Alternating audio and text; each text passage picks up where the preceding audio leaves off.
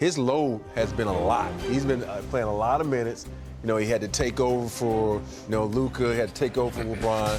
So I think for him, you know, this is very unusual for a guy to play this many minutes early in the season. So I think he needed this rest. I hate to say it because, you know, I really hate load management. Yeah, you do. And I don't think anyone can disagree with that. Having said that, we talked about it last week, big game, because unfortunately, even though we're 7 games in, this is not anything new for the Lakers here early on. Because as JJ will tell you, it's still another opportunity. Next man up. It has to be. You know, guys have to really, you know, do their jobs better and try not to do, you know, more. You know, guys like Hayes going to have to step up. Jake LaRavia has proven it'll be a little bit more focus on them defensively without Luka and without Reeves and without Gabe. So, you know, it'll be interesting to see how they connect defensively and, you know, try to get some excitement on that side of the court.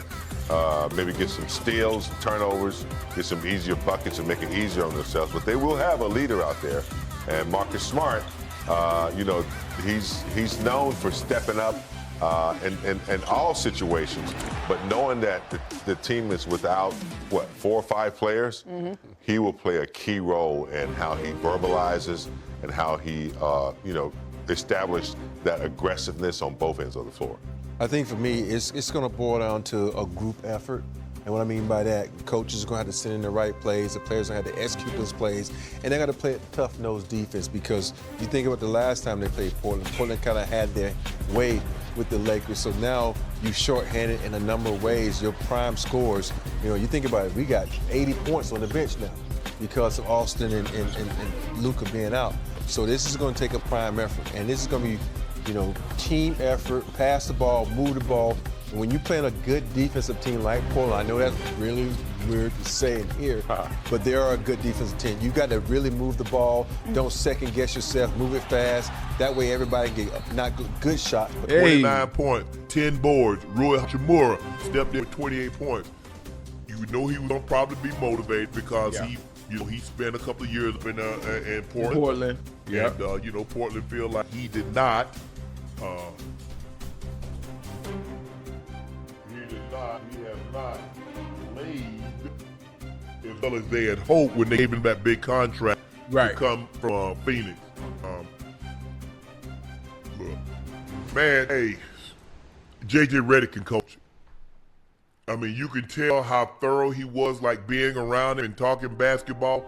He's very, very, very well prepared. Now, I'm not saying he's the most prepared, but I'm saying if there's someone more prepared than him, they're really, really prepared. Well, the funny thing about it when it comes to basketball, even though it's something new to me, but you can tell how good JJ is as a coach when you have some of your star players out and you're still able to put up kind of performance they did against the Portland Trail Blazers. No LeBron, no Luka, no AD. So you got 3 starters out, and you do what you did there. Yeah. That was amazing. Hey, they were down big at one point in time. I think they were down 10 points. Right. Well, what does that say about the Blazers? Are the Blazers that bad this year, or are they just early in the season? They haven't hit their stride yet. I mean, they got some decent players. I like Shaden Sharpe. They brought Holiday over. Kling Kamara's pretty good. They got some decent players, but they're not going to do anything with you. No. They got Jeremy Grant that's coming off the bench now, but they're not going to do anything. You know, Dame is back in Portland, and he's a year away. But Dame won't be back till next year, huh? Yeah, right. But when you're out Luka, you're out AR, you're without LeBron, and you find a way to win against a team that's full strength. Right. Yeah. Damn, the Lakers scored 71 in the second half. Woo! That's a big time win. That's very impressive. I've been very, very impressed with JJ. A guy that I don't think he's had any previous coaching experience unless he coached kids at a very low level. Right. No college, no high school, obviously no professional career, and to step in and to coach. But, you know, here's a guy that played the game, And I think the thing is you respect him because you know what he's talking about. You know he's thorough. And I've been very, very, very impressed with the job. Now, I still haven't forgiven him for what he did in Game 3 and played LeBron them all them damn minutes. But other than that, you get to the finals this year and you win the championship. All is forgiven. All is forgiven. All right, Ocho, we're going to get out of here on this. It's time for our final segment of the evening. It's time for Q and A.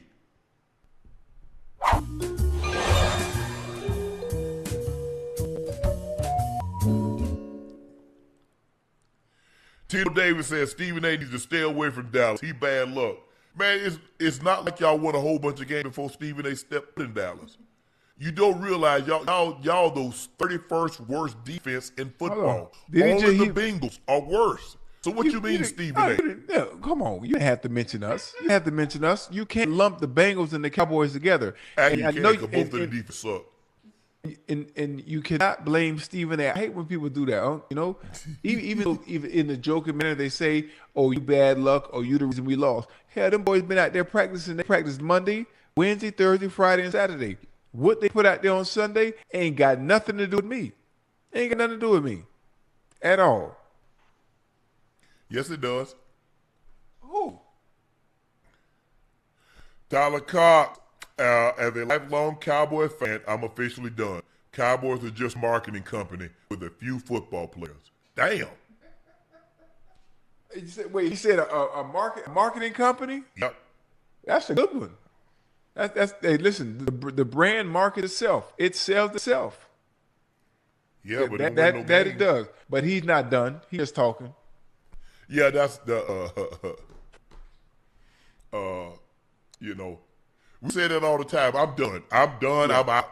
Mm-hmm. Yeah. Hey, you know hey, they win one game and I'm back. Hype. Izzy R said, "Your Uncle Ocho, who was better, wide receiver duo, Aaron McCaffrey, Rod Smith, or T.J. Houshmandzadeh and Ocho?" That was a good one. Yeah, it is. Ocho, you ever had 100 catches in the season? Hell no. Not even close. What about TJ? Probably. Yeah, one year, Ed and Rod both went 100. I wasn't there. I think it was 2000. In 2000, both Ed and Rod. It was 2001. They both went over. Was it 2001? 2000.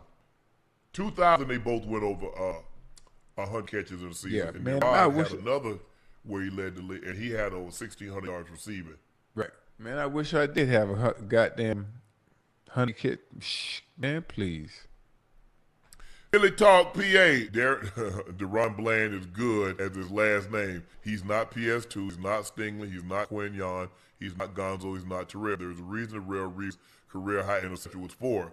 Didn't even throw his way. Barbecue chicken. Yes, you're right. And that's what people don't realize. I mean, look, a lot of guys got a lot of picks once they moved to safety. You look at Rod Woodson, started his career out as a corner, moved to safety. Charles Woodson started his career as a corner, moved to safety. Aeneas Williams started his career as a corner, moved to safety. Time started his career out as a corner, moved to safety. His last 2 years in B-More. But I just don't know. I just never seen a corner a guy that's supposed to be that guy just get targeted. Mm-hmm. But it was one of those nights. But when a guy gets to gets it going, that's what you don't want to happen, Ocho. I don't care. Hey, you let a guy get going, it's a wrap. Man, you got your damn hands full. Hey, it's gonna be hell shutting me down now. Because once he get going, once that confidence get in your system, ain't nothing you can do. You have my mercy now.